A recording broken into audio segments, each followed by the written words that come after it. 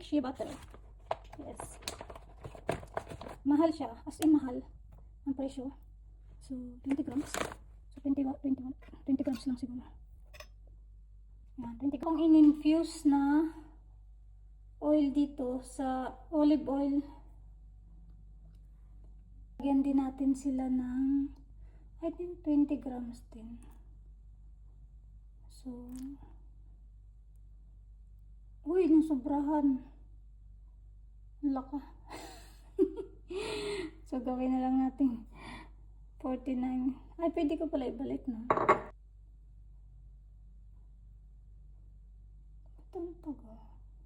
So, maglalagay din ako ng jojoba oil.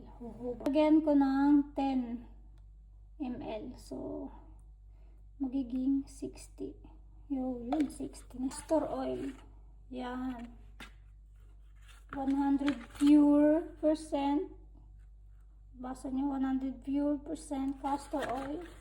Alam niyo ba maganda ang castor oil sa buhok dahil nakakapagpatubo siya. So, 10% lang din ang ilalagay natin.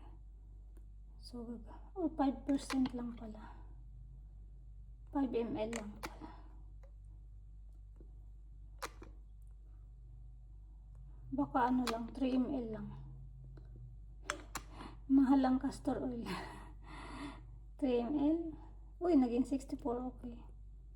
64. Hayaan na natin. Sige na nga, 65 na lang. Tagal mo naman mag 65. Pagod na ako. Ayan, 60 sa buhok. So, maglalagay ako ng 10 grams.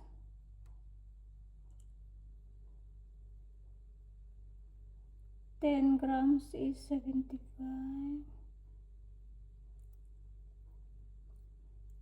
Yan. Tapos may oil na aking ginawa. Na-infuse sa olive oil.